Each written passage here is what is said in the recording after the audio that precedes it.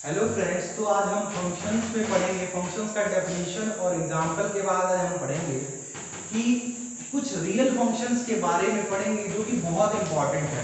तो बहुत सारे ऐसे रियल फंक्शंस हैं, लेकिन जो पहला फंक्शन है वो है आइडेंटिटी फंक्शन।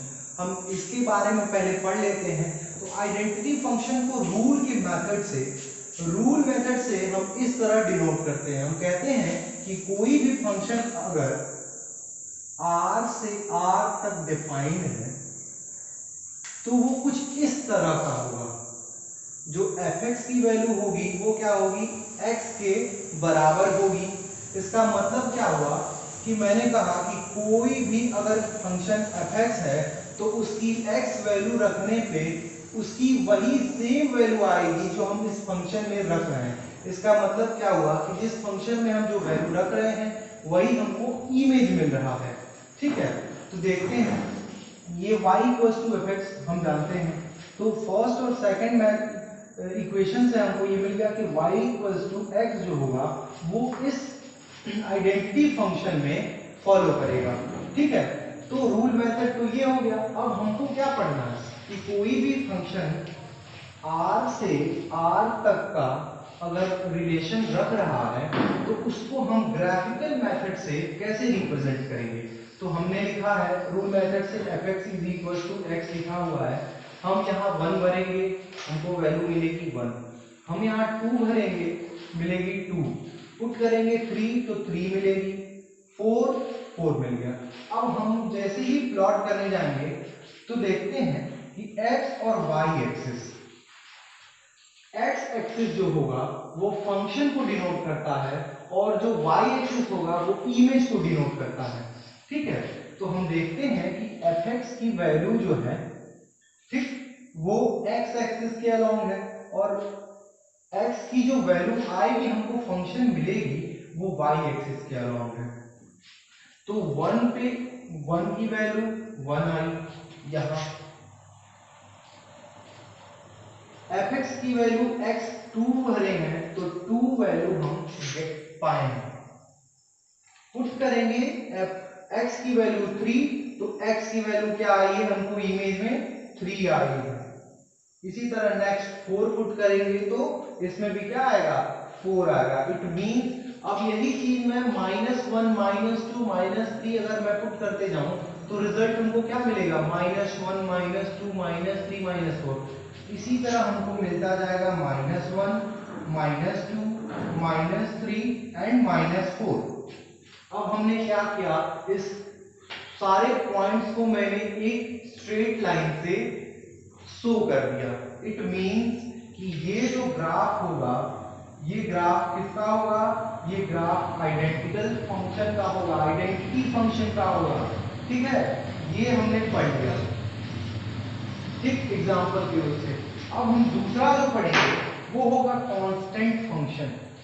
तो मैं ये सारा डोमेन अभी बताना है। डोमेन हमको क्या है, ये देख रहे हैं हम कि जो ये सेट ऑफ, ये सारा का सारा क्या है, सेट ऑफ रियल नंबर हमने लिया है। तो डोमेन क्या होता है कि सेट ए जो होता है, जो फर्स्ट सेट होता है उसी को डोमेन कहते हैं। तो जो सेट होगा, डोमेन होगा, वो सेट ऑफ रियल नंबर होगा। और देखते हैं कि जो वैल्यू हम भरते जा रहे हैं वही सेम वैल्यू आ रही है इमेज में। इसका मतलब रेंज जो आउटपुट निकल रहा है, जो इमेज निकल रहा है वो रेंज हो जाता है। इसका मतलब कि जो वैल्यू हम फंक्शन में रख रहे हैं इमेज वही दे रहा है। इसका मतलब कि रेंज भी जो होगा वो क्या होगा, सेट ऑफ रियल नंबर। ठीक है, अब नेक्स्ट जो हम पढ़ने जा रहे हैं वो हम पढ़ेंगे कांस्टेंट फंक्शन। कांस्टेंट फंक्शन, दूसरा जो फंक्शन है वो है कांस्टेंट फंक्शन। कांस्टेंट फंक्शन का रूल के हिसाब से हम देखते हैं, दिया होता है fx = c।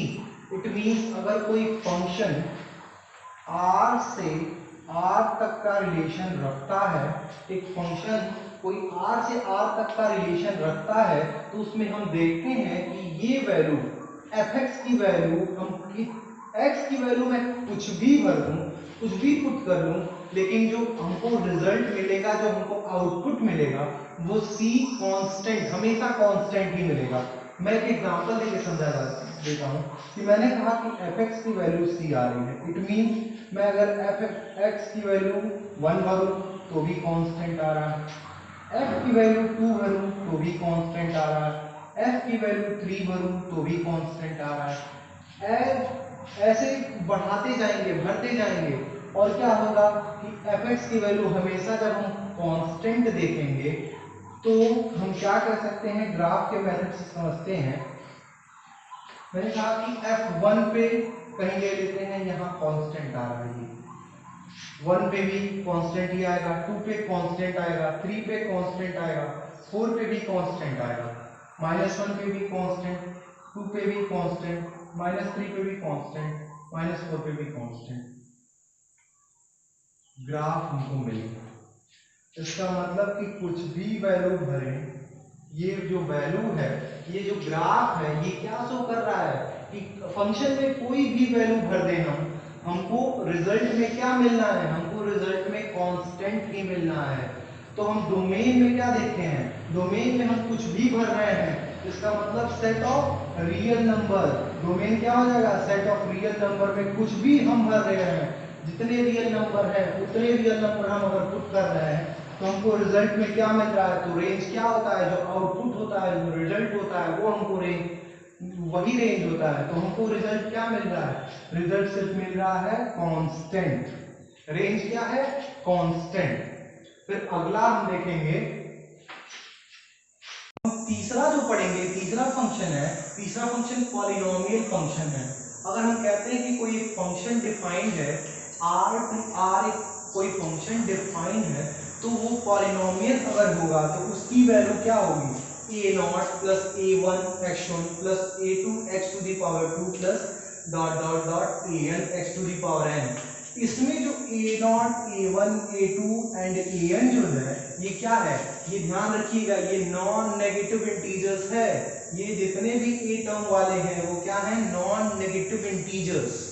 ठीक है, अब हम आगे देखते हैं कि कोई अगर function r to r defined है, तो ये तो रूल मेथड हो गया। अब हम इसको क्या करेंगे, इसको हम ग्राफ से देखेंगे। तो मैंने कोई एक पर्टिकुलर फंक्शन पॉलिनोमियल का ले लिया, f(x) = x स्क्वायर, मैंने ये ले लिया। मैं f में x फंक्शन 1 2 3 ऐसे मैं रखता जाऊंगा और वैल्यू लेता जाऊंगा। f1 की वैल्यू क्या होगी, 1, f2 की वैल्यू क्या होगी, 4, f3 की वैल्यू क्या होगी, 9 एंड सो ऑन। आगे बढ़ते जाएंगे, आप रखते जाएंगे, वैल्यूज मिलती जाएगी आपको। अब हम देखते हैं कि फंक्शन जब हमारा वैल्यू जो x है वो f1 की वैल्यू कहां दे रहा है हमको, f1 पुट कर रहे हैं तो क्या दे रहा है, 1 दे रहा है। f2 पुट कर रहे हैं तो क्या दे रहा है हमको, 4 दे रहा है। f2 पुट कर रहे हैं तो क्या दे रहा है हमको, 4 दे रहा है। ऐसे ही हम अगर करते कि f-1 भी तो भी 1 का स्क्वायर पॉजिटिव आता, 1 आता। अगर हम यही वैल्यू फिर से लिखते हैं कि f-2 की वैल्यू क्या होती, +4 होती। ठीक है, तो अगर हम ले लेते हैं कि -1 की वैल्यू क्या आएगी, इमेज में 1 आएगी, -2 का जो वैल्यू रखेंगे x की वैल्यू, तो वो क्या आएगी, +4 आएगी। अब हम ग्राफ को प्लॉट करेंगे तो देखते हैं कुछ इस तरह ग्राफ बन के तैयार होता है। क्या होता है, कुछ इस तरह, इस पॉलिनोमियल फंक्शन का ग्राफ कुछ इस तरह से हो रहा है। अब इसमें हमको डोमेन जानना है कि डोमेन क्या है, इसमें इस फंक्शन का डोमेन क्या है। तो इस फंक्शन का डोमेन देखते हैं हम, तो सेट ऑफ रियल नंबर है, कुछ भी रख सकते हैं, 1 2 3 -1 -2। सेट ऑफ क्या है, सेट ऑफ रियल नंबर है। बट रेंज देखना है क्या है, कुछ भी वैल्यू हम रख रहे हैं, माइनस हो या प्लस हो, तो हमें क्या मिल रहा है, जितने भी मिल रहे हैं हमको इमेज, जितने भी मिल रहे हैं वो क्या मिल रहे हैं, पॉजिटिव रियल नंबर्स मिल रहे हैं। इसका मतलब रेंज जो हो जाएगा वो सेट ऑफ रियल नंबर नहीं होगा, set of positive real number होगा, set of positive real number होगा, ये ध्यान देना होगा। अब हम जो पढ़ेंगे, नेक्स्ट पढ़ेंगे वो है, अब हम जो नेक्स्ट पढ़ने जा रहे हैं फंक्शन, वो है रैशनल फंक्शन। रैशनल नंबर के बारे में आप जानते होंगे, तो रैशनल फंक्शन जो है, अब हम क्या पढ़ेंगे, रैशनल फंक्शंस के बारे में पढ़ेंगे। तो रैशनल फंक्शन कुछ इस तरह होगा कि fx की वैल्यू जो होगी वो gx अपान hx, जहां की hx जो होगा वो कभी नेगेटिव जीरो नहीं हो सकता। अगर जीरो हो जाएगा तो ये रैशनल नंबर डिफाइंड ही नहीं होगा, ठीक है। तो कोई एक रैशनल फंक्शन का मैंने फंक्शन लिख दिया कि gx upon hx where hx is not equals to 0, तो इसका हम डोमेन, रेंज और ग्राफ देखते हैं। तो मैं एग्जांपल लेके समझाता हूं आप लोगों को कि fx की वैल्यू हम लिख देते हैं x square plus 2 upon x square plus 3। अब हम इसमें देखेंगे कि x स्क्वायर, x की वैल्यू कुछ भी रखते जाएंगे। मैं बता रहा हूं आपको कि जैसे मैंने रखा 1, तो 1 प्लस 2 अपॉन 1 प्लस 3, देन 3/4। 2 मैंने रखा तो 2 2 जा 4 प्लस 2 6/2 2 जा 4 प्लस 7। जैसे जैसे मैं वैल्यूज रखता जा रहा हूँ, देखता जा रहा हूँ कि वैल्यू जो है, जो हम इमेज मिल रही है हमको, वो अलग अलग मिल रही है। इसका मतलब क्या है कि हम इस हर एक अलग रैशनल नंबर का अलग अलग ग्राफ होगा, ये कंफर्म है, ठीक है। ये इसका कोई ग्राफ फिक्स नहीं होता है, ठीक। अब हम इसी का एक और एग्जांपल पढ़ेंगे जो कि एक फिक्स्ड रैशनल नंबर है। कोई हम मान लेते हैं कोई फंक्शन जो है रैशनल नंबर है 1/x, ठीक है। तो हम देखते हैं कि फंक्शन कोई अगर 1/x है, इसका मतलब कि जो x होगा वो नॉट इक्वल टू 0 होगा, ठीक। अब x की वैल्यू क्या होगी, नॉट इक्वल टू 0 होगी। जैसे ही 0 होगी ये फंक्शन अनडिफाइंड हो जाएगा, नॉट डिफाइंड हो जाएगा या अनडिफाइंड हो जाएगा। इसका मतलब कि x की वैल्यू क्या है, ये 0 नहीं होनी चाहिए। ये कौन सा फंक्शन है, रैशनल फंक्शन है। तो हम देखते हैं कि अगर जैसे जैसे वैल्यू हम रखते जाते हैं, जैसे मान लीजिए मैंने रखा यहाँ 1, f1 की वैल्यू 1 आ गई, f2 की वैल्यू 1/2 आ गई, f3 की वैल्यू 1/3 आ गई। f1 की वैल्यू क्या आई थी, 1 आई थी। f2 की वैल्यू क्या आई थी, तो 1/2 आई थी, ठीक है। अब इसी तरह हम देखते जाएंगे तो कुछ इस तरह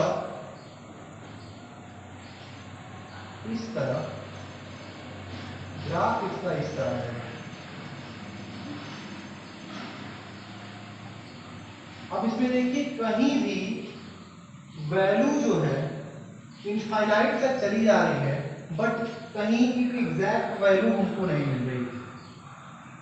1 पे मिल रही है वैल्यू, उसके बाद कोई भी एग्जैक्ट वैल्यू हमको ये 1/2 1/3 मिल रहा है, बट हमको कहीं इसमें कहीं भी ये इनफाइनाइट तक चली जाएगी, बट इसके y एक्सिस के पैरेलल रहेगी, बट इस पे टच नहीं करेगी, इस पे ओवरलैप नहीं करेगी। ये ध्यान देने वाली बात है। तो डोमेन हमारा क्या होगा, डोमेन हम देखते हैं, तो डोमेन में हम जैसे ही x की वैल्यू 0 भरेंगे तो देखते हैं कि ये फंक्शन ही अनडिफाइंड हो जा रहा है। इसका मतलब क्या हुआ कि डोमेन में भी जो हम वैल्यू रखेंगे x इज इक्वल टू 0 छोड़ के रखेंगे तो ये रियल नंबर है, तो कहेंगे कि जो डोमेन होगा वो सेट ऑफ रियल नंबर होगा एक्सेप्ट सिंगलटन सेट 0। 0 को हटा के हम अगर सेट को डिफाइन करेंगे, सेट ऑफ रियल नंबर को इस फंक्शन में रखेंगे, तभी ये वैल्यूज हमको मिलेगी रैशनल नंबर की, अदरवाइज नहीं मिलेगी। रेंज क्या होगा, जैसे ही जैसे बढ़ते जा रहे हैं वैल्यूज हमको मिलती जा रही हैं, तो वो रेंज भी क्या होगा, set of real number except 0, singleton set 0। 0 अगर जैसे ही रखेंगे ये वैल्यू अनडिफाइंड हो जाएगी, इसलिए हमने डोमेन और रेंज क्या है, सेम है, ठीक है। अब हम फिफ्थ फंक्शन पढ़ने जा रहे हैं जो है मॉडुलस फंक्शन। तो मॉडुलस फंक्शन किसी भी फंक्शन को क्या करता है, किसी भी दिए हुए फंक्शन को पॉजिटिव बना देता है। इट मीन्स हम कहते हैं, मान लीजिए कि कोई f4 फंक्शन है, तो मॉड में अगर 4 है इसका मतलब 4। अब ये पॉजिटिव फंक्शन, आप कहेंगे कि ये पॉजिटिव है तो पॉजिटिव कैसे बनाएगा, तो पॉजिटिव को एज इट इज रहने देता है। बट हम अगर ये कहें कि f-4 है तो इसको क्या करेगा, उसमें माइनस लगाता है, minus of minus mod 4 is equal to 4। Mod में जो लगता है वो आगे क्या होता है, पॉजिटिव 4 बना दिया। अब हम देखेंगे कि कुछ इसके जो x के टर्म में कितने वैल्यूज होते हैं देखते हैं। fx कोई अगर डिफाइंड है तो इसको दो तरीके से लिख सकते हैं, इसको तोड़ के। मैंने कहा कि x की वैल्यू, fx की वैल्यू x तब होगी जब x 0 से बड़ा होगा या 0 के बराबर होगा। बट x की वैल्यू नेगेटिव कब हो जाएगी, नेगेटिव तब हो जाएगी जब x की वैल्यू 0 से छोटी हो जाए। ये बहुत आसान है, x की वैल्यू अगर 0 से बड़ी होगी या 0 होगी तो पॉजिटिव होगी, और 0 से छोटी होगी तो क्या होगी, नेगेटिव हो जाएगी। ठीक है, अब हम जो पढ़ेंगे इसका डोमेन और रेंज। डोमेन और रेंज मैं बताता हूं। मैं कोई एक एग्जांपल ले लेता हूं, मैं ले लेता हूं fx की वैल्यू x + 1 है। ठीक, तो हम देखते हैं कि ये वैल्यू 0 से बड़ी होगी या 0 के बराबर होगी, तो यही वैल्यू हम रखते हैं। तो देखते हैं x की वैल्यू जो होगी वो -1 ऐसे लिख सकते हैं। ये आपको पता हो गया कि कैसे सर, ट्रांसपोजिशन से।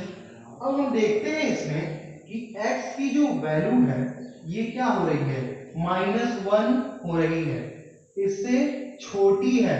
अब हम इसको अगर इस तरह डिफाइन करें तो देखते हैं कि fx की वैल्यू जो होगी, fx की वैल्यू क्या होगी, fx की वैल्यू तब होगी, देखते हैं कि x + 1 जब x की वैल्यू क्या हो, बड़ी हो या बराबर हो -1 के, और x की वैल्यू नेगेटिव कब होगी, जब x की वैल्यू छोटी हो -1।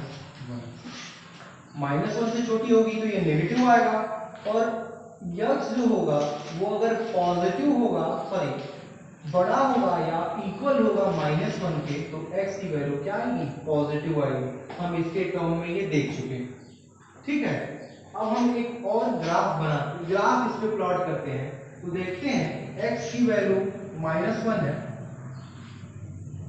x की वैल्यू 1 पे क्या आ रही है, -1। इसका जो फिगर है वो कुछ इस तरह होगा। ठीक है, और डोमेन जो होगा वो सेट ऑफ रियल नंबर होगा। बट जितने भी रिजल्ट्स हमको मिलेंगे वो क्या होंगे, वो सारे के सारे सेट ऑफ रियल नंबर तो होंगे, बट पॉजिटिव रियल नंबर होंगे, क्योंकि सारा नेगेटिव टर्म जो है वो क्या मॉड्यूलस कर दे रहा है, वो हमको पॉजिटिव बना के दे रहा है, पॉजिटिव। ठीक है, तो ये ध्यान रखेंगे, क्या कर रहा है मॉड्यूलस फंक्शन, हमको पॉजिटिव बना के दे रहा है।